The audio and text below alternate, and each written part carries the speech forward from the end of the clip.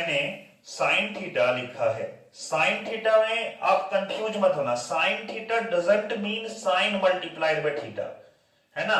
ये अलग अलग, जैसे आप कहते हो ना, जैसे ए बी मैंने लिखा है, जिसका मतलब क्या होता है, ए मल्टीप्लाइड बाय बी है, बट ये आप ऐसा नहीं कह सकते इसको। साइन थीटा यानी थीटा जो है ना इम्बेडेड है साइन के साथ में, यानी साइन जो है आपका रेशियो था, और वो किस एंगल के लिए था, थीटा एंगल के लिए था।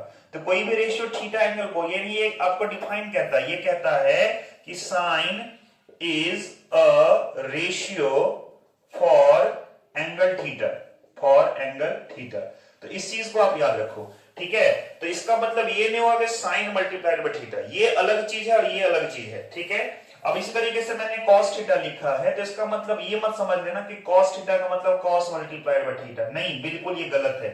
cos थीटा का मतलब क्या होगा, cosine is a ratio for angle theta, यानी एक रेशियो है जो कि एंगल थीटा के लिए है। तो ये इसका एक मीनिंग होता है, इसका एक ज्योमेट्रिकल मीनिंग होता है। ये अलजेब्रिकली आप इसको साइन मल्टीप्लाइड बाय थीटा अगर आप लिखते हैं तो आप गलती करते हैं, ठीक है। अब आगे मैं आपको समझाऊंगा बच्चा इसमें, तो ध्यान देना। इसी तरीके से मान लो कि आपके पास साइन थीटा है, अगर आप इसका स्क्वायर करोगे तो इसका स्क्वायर करने पे ये तुम्हारा क्या हो जाएगा, साइन स्क्वायर थीटा होगा, है ना। क्या हो जाएगा बच्चा, साइन स्क्वायर थीटा होता है। अगर मान लो कि ये आपका अलजेब्रिकली होता तो आप इसको तो ऐसे भी लिख सकते थे, साइन थीटा का स्क्वायर बराबर sine square theta square, but नहीं लिखते हैं ना। क्यों लिखते हैं, क्योंकि मैंने आपको कह दिया कि ये साइन थीटा के साथ इंबेडेड है, अलग नहीं है। यानी साइन किसके लिए है, तो थीटा एंगल के लिए शो करता है। इसीलिए जब भी आप साइन थीटा का स्क्वायर करोगे तो ये साइन स्क्वायर थीटा होगा, ना कि साइन स्क्वायर थीटा स्क्वायर होगा।